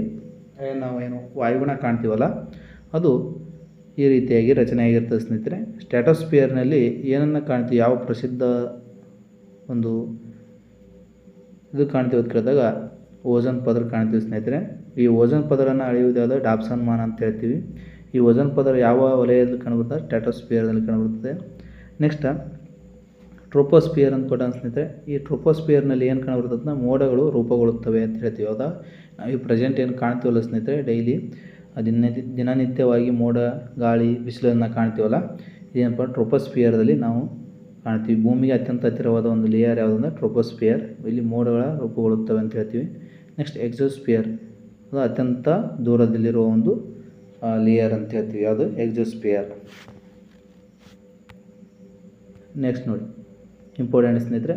ಒಂದು ಸೈಡ್ ಏನಂತ ಕಪ್ಪು ಮಣ್ಣು, ಕೆಂಪು ಮಣ್ಣು, ಮೆಕ್ಕಲು ಮಣ್ಣು, ಜಂಬಿಟ್ಟಿಗೆ ಮಣ್ಣು ಅಂತ ಕೊಟ್ಟನ. ಹೌದು, ಯಾವ ರಾಜ್ಯದಲ್ಲಿ ಅತಿ ಹೆಚ್ಚು ಕಂಡುಬರುತ್ತೆ ಅಂತೇಳಿ ಗೊತ್ತಿರ್ಬೇಕು ಸ್ನೇಹಿತರೆ. ಕಪ್ಪು ಮಣ್ಣು ಅತಿ ಹೆಚ್ಚು ಕಂಡುಬರುವ ರಾಜ್ಯ ಕೇಳಿದಾಗ ಮಹಾರಾಷ್ಟ್ರ. ಕೆಂಪು ಮಣ್ಣು ಅತಿ ಹೆಚ್ಚು ಕಂಡುಬರೋದು ಇಲ್ಲಿ ಆಪ್ಷನ್ ಪ್ರಕಾರ ಹೋದಾಗ ಕರ್ನಾಟಕ. ಮೆಕ್ಕಲು ಮಣ್ಣು ಅತಿ ಹೆಚ್ಚು ಕಂಡುಬರೋದು ಉತ್ತರ ಪ್ರದೇಶ್. ಜಂಬಿಟ್ಟಿಗೆ ಮಣ್ಣು ಯಾವುದು ಅಂದಾಗ ಒರಿಸ್ಸಾ ರಾಜ್ಯ. ನೋಡಿರಿ, ಅತಿ ಹೆಚ್ಚು ಕೆಂಪು ಮಣ್ಣು ಕಂಡುಬರೋದು ಆ್ಯಕ್ಚುಲಿ ಇಲ್ಲಿ ತಮಿಳುನಾಡಿನಲ್ಲಿ. ಇಲ್ಲಿ ಆಪ್ಷನಲ್ಲಿ ಯಾವುದು ಕೊಟ್ಟ ಅಂತಂದ್ರೆ ಕರ್ನಾಟಕ ಕೊಟ್ಟ ಸ್ನೇಹಿತರೆ. ಇಲ್ಲಿ ಹೋಲಿಸಿದಾಗ ನೋಡಿದಾಗ ಅತಿ ಹೆಚ್ಚು ಕೆಂಪು ಮಣ್ಣು ಕಂಡುಬರೋದಿಲ್ಲ ಅಂತಂದರೆ ಕರ್ನಾಟಕದಲ್ಲಿ. ಇದು ಆಪ್ಷನ್ ಒಳಗಿದಿತ್ತು ಅಂತ ತಮಿಳುನಾಡು ಹಾಕಿ ಸ್ನೇಹಿತರೆ. ಹೌದಾ, ಮೆಕ್ಕಲು ಮಣ್ಣು ಅತಿ ಹೆಚ್ಚು ಕಂಡುಬರೋದಿಲ್ಲ ಉತ್ತರ ಪ್ರದೇಶ್. ಕೆಂಪು ಮಣ್ಣು ಕಂಡುಬರೋದು ಕರ್ನಾಟಕದಲ್ಲಿ. ಮಹಾರಾಷ್ಟ್ರದಲ್ಲಿ ಏನಪ್ಪ ಅಂದ್ರೆ ಕಪ್ಪು ಮಣ್ಣನ್ನು ಕಾಣ್ತೀವಿ. ಅದೇ ಉತ್ತರ ಕರ್ನಾಟಕದಲ್ಲಿ ಯಾವ ಮಣ್ಣನ್ನು ಕಾಣ್ತೀವಿ ಅಂತ ಕೇಳಿದ್ರೆ ಕಪ್ಪು ಮಣ್ಣನ್ನು ಅತಿ ಹೆಚ್ಚು ಕಾಣ್ತೀವಿ ಸ್ನೇಹಿತರೆ. ನೆಕ್ಸ್ಟ್ ಇಲ್ಲೊಂದಿಷ್ಟು ಕ್ರಾಂತಿಗಳನ್ನು ನೋಡಿ ಸ್ನೇಹಿತರೆ, ಇಂಪಾರ್ಟೆಂಟ್. ರೌಂಡ್ ಕ್ರಾಂತಿ ಅಂತ ಬರುತ್ತೆ. ಹೌದಾ, ಇದು ಯಾವುದಕ್ಕೆ ಸಂಬಂಧಪಟ್ಟದಂದ್ರೆ ಆಲೂಗಡ್ಡೆಗೆ ಸಂಬಂಧಪಟ್ಟದ್ದು ನೋಡಿ ಸ್ನೇಹಿತರೆ. ಯಾವುದಕ್ಕೆ? ಆಲೂಗಡ್ಡೆಗೆ ಸಂಬಂಧಪಟ್ಟದ. ನೆಕ್ಸ್ಟ್ ಬೂದು ಕ್ರಾಂತಿ, ಇದು ಯಾವುದಕ್ಕೆ ಸಂಬಂಧಪಟ್ಟಂದಾಗ ರಸಗೊಬ್ಬರಕ್ಕೆ ಸಂಬಂಧಪಟ್ಟದ್ದು. ಯಾವುದು? ಬೂದು ಕ್ರಾಂತಿ. ಫಲವತ್ಕಾರಕ ಅಂತ ಹೇಳ್ತೀವಿ. ಹೌದಾ, ಅಥವಾ ರಸಗೊಬ್ಬರ ಅಥವಾ ಫಲವತ್ಕಾರಕ್ಕೆ ಸಂಬಂಧಪಟ್ಟದ್ದು. ನೆಕ್ಸ್ಟ್ ಪಿಂಕ್ ಕ್ರಾಂತಿ ಯಾವುದಕ್ಕೆ ಸಂಬಂಧಪಟ್ಟದ್ದು? ಸಿಗಡಿ, ಮೇನ್ ಅಥವಾ ಈರುಳ್ಳಿಗೆ ಸಂಬಂಧಪಟ್ಟೈತಿ. ನೆಕ್ಸ್ಟ್ ಹಳದಿ ಕ್ರಾಂತಿ. ಹಳದಿ ಕ್ರಾಂತಿ ಯಾವುದಕ್ಕೆ ಸಂಬಂಧಪಟ್ಟಂದಾಗ ಈ ತೈಲ ಬೀಜ ಉತ್ಪಾದನೆಗೆ ಸಂಬಂಧಪಟ್ಟೈತಿ. ಮೀನುಕ್ಕೆ ಸಂಬಂಧಪಟ್ಟಿದ್ದು ಬೇರೆ ಸ್ನೇಹಿತರೆ, ನೀಲಿ ಕ್ರಾಂತಿ ಇರ್ತದೆ. ಮೀನುಗಳಿಗೆ ಸಂಬಂಧಪಟ್ಟಿದ್ದು ಯಾವುದು? ನೀಲಿ ಕ್ರಾಂತಿ. ಅದೇ ಬೂದು ಕ್ರಾಂತಿ ಯಾವುದಕ್ಕೆ? ಫಲವತ್ಕಾರಕ ರಸಗೊಬ್ಬರ ತಯಾರಿಕೆ ಸಂಬಂಧಪಟ್ಟೈತಿ. ರೌಂಡ್ ಕ್ರಾಂತಿ ಆಲೂಗಡ್ಡೆ ಉತ್ಪಾದನೆಗೆ. ಪಿಂಕ್ ಕ್ರಾಂತಿ ಸೀಗಡಿ ಅಥವಾ ಈರುಳ್ಳಿ ಉತ್ಪಾದನೆಗೆ. ಹಳದಿ ಕ್ರಾಂತಿ ಯಾವುದಂದ್ರೆ ತೈಲ ಬೀಜ ಉತ್ಪಾದನೆಗೆ. ಅತಿ ಹೆಚ್ಚು ಈರುಳ್ಳಿ ಬೆಳೆಯುವ ರಾಜ್ಯ ಯಾವುದಂದ್ರೆ ಮಹಾರಾಷ್ಟ್ರ. ಅತಿ ಹೆಚ್ಚು ಈರುಳ್ಳಿ ಬೆಳೆಯುವ ದೇಶ ಯಾವುದಂದ್ರೆ ಚೀನಾ ನೋಡಿ ಸ್ನೇಹಿತರೆ. ನೆಕ್ಸ್ಟ್ ನೋಡಿ ಇಂಪಾರ್ಟೆಂಟ, ನಗಿಸುವ ಅನಿಲ. ನಗಿಸುವ ಅನಿಲ ಯಾವುದಂದಾಗ ನೈಟ್ರಸ್ ಆಕ್ಸೈಡ್ ನೋಡಿ ಸ್ನೇಹಿತರೆ. ನಗಿಸುವ ಅನಿಲ ಯಾವುದು? Nitrous oxide. ಇಂಪಾರ್ಟೆಂಟ್ ಸ್ನೇಹಿತರೆ, ನೈಟ್ರಸ್ ಆಕ್ಸೈಡ್. ನೆಕ್ಸ್ಟ್ ಶ್ರೇಷ್ಠ ಅನಿಲ ಅಥವಾ ರಾಜ ಅನಿಲಗಳನ್ನು ಕರಿತೀವಿ. ಯಾವುದರಲ್ಲಿ ಅಂತ ಕೇಳಿದಾಗ ಹೀಲಿಯಂ. ಇದನ್ನು ಶ್ರೇಷ್ಠ ಅನಿಲಗಳನ್ನು ಕರಿತೀವಿ. ನೆಕ್ಸ್ಟ್ ನೈಸರ್ಗಿಕ ಅನಿಲ. ನೈಸರ್ಗಿಕ ಅನಿಲ ಯಾವುದಂದ್ರೆ ಮೀಥೇನನ್ನು ನೈಸರ್ಗಿಕ ಅನಿಲ ಅಂತ ಕರಿತೀವಿ. ಹ್ಯಾಲೋಜನ್ನಲ್ಲಿ ಯಾವುದು ಬರ್ತದಂದ್ರೆ ಕ್ಲೋರಿನ್ ಬರ್ತದೆ ನೋಡಿ ಸ್ನೇಹಿತರೆ. ಅದು ಗೊತ್ತಿರಲಿ ನೋಡಿ, ಇಂಪಾರ್ಟೆಂಟ. ನಗಿಸುವ ಅನಿಲ ಯಾವುದು? Nitrous oxide. ಶ್ರೇಷ್ಠ ಅನಿಲ ಯಾವುದು? ಹೀಲಿಯಂ. ನೈಸರ್ಗಿಕ ಅನಿಲ ಯಾವುದು ಅಂತ ಕೇಳಿದಾಗ ಮೀಥೇನ್ ಅಂತ ಹೇಳ್ತೀವಿ, CH4. ಹ್ಯಾಲೋಜೋನ್ ಅಂತ ಕೇಳಿದಾಗ ಹ್ಯಾಲೋಜೋನ್ಗಳಲ್ಲಿ ಕ್ಲೋರಿನ್ ಅಂತ ಬರ್ತಾವೆ ಸ್ನೇಹಿತರೆ. ಇವು ಅದಕ್ಕೆ ಸಂಬಂಧಪಟ್ಟೈತಿ. ನೆಕ್ಸ್ಟ್ ಭಾರತದಲ್ಲಿ ಹೆಪ್ಪುಗಟ್ಟದೇ ಇರುವ ಸರೋವರ ಯಾವುದು? ಹೌದಾ? ಇದರಲ್ಲಿ 3 ಹೆಪ್ಪುಗಟ್ಟುವ ಸರೋವರ ಐತಿ ಅದಾವ ಸ್ನೇಹಿತರೆ. ಒಂದು ಹೆಪ್ಪುಗಟ್ಟದೇ ಇರುವ ಒಂದು ಸರೋವರ ಐತೆ. ಯಾವುದಂತ ಕೇಳೋಣ ಸ್ನೇಹಿತರೆ. ಇಲ್ಲಿ ಆಪ್ಷನ್ ಎ ರೂಪಕುಂಡ ಸರೋವರ, ಪಂಗಾಂಗ್ ಸರೋವರ, ಚೋಲಾಮು ಸರೋವರ, ಲೂನಾರ್ ಸರೋವರ ಅಂತೇಳಿ. ಇವು 3 ಏನಪ್ಪ ಅಂತಂದಾಗ ಹೆಪ್ಪುಗಟ್ಟುವ ಸರೋವರಗಳು. ಯಾವು? ರೂಪುಗೊಂಡ ಸರೋವರ, ಪಂಗಾಂಗ್ ಸರೋವರ, ಚೋಲಾಮು ಸರೋವರ. ಈ 3 ಏನಪ್ಪ ಅಂದರೆ ಹೆಪ್ಪುಗಟ್ಟುವ ಸರೋವರ. ಒಂದು ಏನಪ್ಪ ಅಂತಂದ್ರೆ ಹೆಪ್ಪುಗಟ್ಟದೇ ಇರುವ ಸರೋವರ ಅಂತಂದ್ರೆ ಲೂನಾರ್ ಸರೋವರ. ಇದು ಎಲ್ಲಿ ಕಂಡುಬರ್ತದೆ? ಮಹಾರಾಷ್ಟ್ರದಲ್ಲಿ ಕಂಡುಬರ್ತದೆ ಸ್ನೇಹಿತರೆ. ಆನ್ಸರ್ ಯಾವುದಂದ್ರೆ ಲೂನಾರ್ ಸರೋವರ. ಯಾವ ರಾಜ್ಯದಲ್ಲಿ ಕಂಡುಬರ್ತದೆ? ಮಹಾರಾಷ್ಟ್ರ ರಾಜ್ಯದಲ್ಲಿ ಕಂಡುಬರ್ತದೆ. ದೇಶದ ಏಕೈಕ ಕುಳಿ ಸರೋವರ ಅಂತ ಕರೆಸೋದೈತಿ. ದೇಶದ ಏಕೈಕ ಉಲ್ಕಾಪಾತ ಕಂದರ ಯಾವುದಂದ್ರೆ ಲೂನಾರ್ ಸರೋವರ. ಇತ್ತೀಚೆಗೆ ಗುಲಾಬಿ ಬಣ್ಣಕ್ಕೆ ತಿರುಗುತ್ತಿರುವ ಸರೋವರ ಯಾವುದಂದಾಗ ಲೂನಾರ್ ಸರೋವರ ನೋಡಿ ಸ್ನೇಹಿತರೆ. ಚೋಲಾಮು ಸರೋವರ ಯಾವ ರಾಜ್ಯದಲ್ಲಿ? ಸಿಕ್ಕಿಂ ರಾಜ್ಯದಲ್ಲಿ ಕಾಣಬರುತ್ತೆ ನೋಡಿ. ಸಿಕ್ಕಿಂ ರಾಜ್ಯದಲ್ಲಿ ಏನನ್ನು ಕಾಣ್ತೀವಿ ನಾವು? ಹಿಮವನ್ನು ಕಾಣ್ತೀವಿ. ನೆಕ್ಸ್ಟ್ ತೆಂಗಿನಕಾಯಿ ಸಂಸ್ಕರಣಾ ಘಟಕ ಇಲ್ಲಿ ಸ್ಥಾಪಿಸಲಾಗಿದೆ. ಇಂಪಾರ್ಟೆಂಟ್ ಸ್ನೇಹಿತರೆ, ಇದು ಹಲವಾರು ಬಾರಿ ರಿಪೀಟ್ ಆಗೈತೆ ಕ್ವಶನ ನೋಡಿ. ತೆಂಗಿನಕಾಯಿ ಸಂಸ್ಕರಣೆ ಘಟಕವನ್ನು ಇಲ್ಲಿ ಸ್ಥಾಪಿಸಲಾಗಿದೆ ಅಂತ ಕೇಳಿದಾಗ ತುಮಕೂರು ಜಿಲ್ಲೆಯ ಪಾವಗಡ ತಾಲೂಕಿನ ಕೋನೇನಹಳ್ಳಿಯಲ್ಲಿ ಸ್ಥಾಪಿಸಲಾಗಿದೆ ನೋಡಿ ಸ್ನೇಹಿತರೆ. ಯಾವುದು? ತೆಂಗಿನಕಾಯಿ ಸಂಸ್ಕರಣಾ ಘಟಕ. ನೆಕ್ಸ್ಟ್ ನವಿಲು ವನ್ಯಜೀವಿ ಅಭಯಾರಣ್ಯ ಇರುವುದು. ನವಿಲು ವನ್ಯಜೀವಿ ಅಭಯಾರಣ್ಯ ಇರುವುದು ಎಲ್ಲಿ? ನವಿಲು ವನ್ಯಜೀವಿ ಅಭಯಾರಣ್ಯ ಇರುವುದು ಆಪ್ಷನ್ ಎ ಮಲೆ ಮಹದೇಶ್ವರ, ಆದಿಚುಂಚನಗಿರಿ, ರಂಗನತಿಟ್ಟು, ಬ್ರಹ್ಮಗಿರಿ ಅಂತೇಳಿ ನೋಡಿ. ನವಿಲು ವನ್ಯಜೀವಿ ಅಭಯಾರಣ್ಯ ಇರುವುದರಿಂದ ಆದಿಚುಂಚನಗಿರಿಯಲ್ಲಿ, ಮಂಡ್ಯ ಜಿಲ್ಲೆಯ ಆದಿಚುಂಚನಗಿರಿಯಲ್ಲಿ, ಮಂಡ್ಯ ಜಿಲ್ಲೆಯಲ್ಲಿ ಕಂಡುಬರುತ್ತೆ ನೋಡಿ ಸ್ನೇಹಿತರೆ. ಯಾವುದು?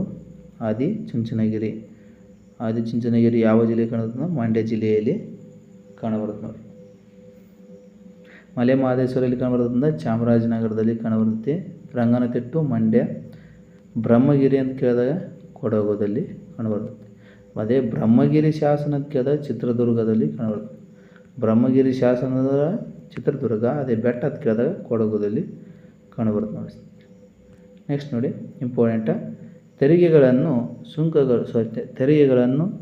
ಸುಂಕಗಳನ್ನು ಮತ್ತು ಶುಲ್ಕಗಳನ್ನು ವಿಧಿಸಲು ಮತ್ತು ಸಂಗ್ರಹಿಸಲು ಹಾಗೆ ಏನು ಮಾಡ್ತದೆ? ಹಂಚಿಕೆ ಮಾಡಲು ಪಂಚಾಯಿತಿಗಳಿಗೆ ಪ್ರಾಧಿಕಾರ ನೀಡಿದ ಸಂವಿಧಾನದ ವಿಧಿ ಯಾವುದು ಅಂತ ನೋಡ್ರಿ. ಈ ಪಂಚಾಯಿತಿಗಳಿದ್ದಾಗ ಹೋದ ಊರಲ್ಲಿ ಏನು ಮಾಡ್ತದೆ? ತೆರಿಗೆಗಳನ್ನು ವಿಧಿಸ್ತದೆ. ತೆರಿಗೆಗಳನ್ನು, ಸುಂಕನ್ನು ಮತ್ತು ಶುಲ್ಕಗಳನ್ನು ವಿಧಿಸಲು ಹಾಗೆ ಹಂಚಿಕೆ ಮಾಡಲು ಅಧಿಕಾರ ನೀಡಿದ ಸಂವಿಧಾನದ ವಿಧಿ ಯಾವುದು? ಪಂಚಾಯಿತಿಗೆ ಅಧಿಕಾರ ನೀಡಿದ ಸಂವಿಧಾನದ ವಿಧಿ ಯಾವುದು ಅಂದಾಗ ಕಲಂ 243H ನೋಡ್ರಿ. ಕಲಂ 243H ಇದು ಅದಕ್ಕೆ ಸಂಬಂಧಪಟ್ಟದಂದಾಗ ಪಂಚಾಯಿತಿ ಏನು ಮಾಡ್ತದೆ ಅಂದಾಗ ತೆರಿಗೆ, ಸುಂಕಗಳನ್ನು ಮತ್ತು ಶುಲ್ಕಗಳನ್ನು ವಿಧಿಸಲು ಮತ್ತು ಸಂಗ್ರಹಿಸಲು ಅದನ್ನು ಹಂಚಿಕೆ ಮಾಡಲು ಸಂವಿಧಾನದ ಯಾವ ಕಲಂ ಏನು ಮಾಡೋದಂದಾಗ ಅಧಿಕಾರವನ್ನು ಪಂಚಾಯಿತಿ ನೀಡಿದ ಕೇಳಿದಾಗ 243 H ನೋಡಿರಿ. ಥ್ಯಾಂಕ್ ಯು ಸ್ನೇಹಿತರೆ. ನನ್ನ ವಿಡಿಯೋ ಇಷ್ಟ ಆದರೆ ಲೈಕ್ ಮಾಡಿ, ಶೇರ್ ಮಾಡಿ, ಹಾಗೆ ಕಮೆಂಟ್ ಮಾಡಿ.